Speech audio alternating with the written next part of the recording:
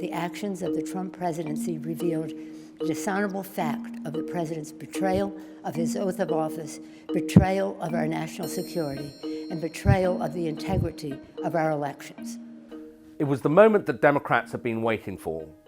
Nancy Pelosi, the leader of the House of Representatives, announcing that President Donald Trump will be impeached, or at least that there will be hearings into a possible impeachment of the president. Democrats have been pushing for this almost ever since Trump came to power after winning the 2016 presidential election. The long investigation into Trump's alleged collusion with Russia, some had hoped that that would lead to an impeachment, but the Mueller inquiry failed to deliver on that goal. However, this new controversy about President Trump's dealings with Ukrainian President Zelensky, and about whether he was essentially asking for help in the next presidential election and corrupting both the American political process and American foreign policy, that has proved the final trigger. Nancy Pelosi has, perhaps against her better judgment, acceded to the enormous pressure on her side to open impeachment proceedings, and now we're in a whole new situation. This week, the president has admitted to asking the president of Ukraine to take actions which would benefit him politically.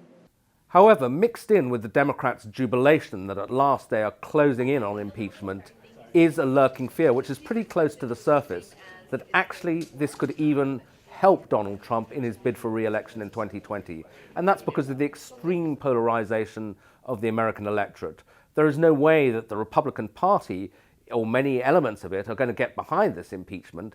So the Democrats can already tell that even if the impeachment process goes through the House of Representatives, it's highly likely to be thrown out by the Senate, who will refuse to convict the president, and that's because the Senate has a Republican majority. But the fears are even beyond that, and the concern is that Mr. Trump will use this impeachment to feed his supporters' narrative that he's being unfairly persecuted, and that could be used to drive support for the presidency, drive his supporters towards the polls. You might make an analogy with the way in which the hearings about Brett Kavanaugh, the Supreme Court Justice, were used to motivate Trump supporters just before the midterm elections. So rather than removing President Trump, as his opponents dearly hope this impeachment process will do, it could, ironically, if things go wrong for them, actually help to keep him in office. Underwhelming. If you're looking for a circumstance where the President of the United States was threatening the Ukraine with cutting off aid unless they investigated his political opponent, you would be very disappointed. That does not exist. Now, as far as the Democrats are concerned, it's very clear what happened. However, the Republicans, it's already clear, are not going to accept that argument. They will say it's perfectly fine to ask a foreign president to investigate corruption. That's long-standing American policy. Why should Trump even apologize for that? One of the elements that we discussed is the United States helps Ukraine, but I think that other countries should help Ukraine. By a dramatic coincidence, the very day after impeachment proceedings were announced, President Trump had to meet the other president at the center of this storm, President Zelensky of Ukraine, who was in town in New York for the UN General Assembly meeting.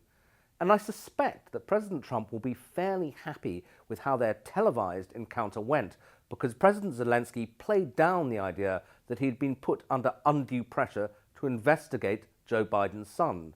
Now, given who he was sitting next to, it's perhaps not surprising that President Zelensky felt the need not to stir up the political controversy in the US. But it will help the Republicans and it will help President Trump, because you can already see both sides, the Democrats and the Republicans, digging into entrenched positions around this impeachment. Any hope that people might have had that perhaps this new revelation would lead to some formation of a consensus in America around what President Trump did and around the nature of the Trump presidency, well, they're going to be very disappointed, because what you're seeing now is both sides in the political divide digging in, and if anything, the political polarization in the United States is due to get much worse.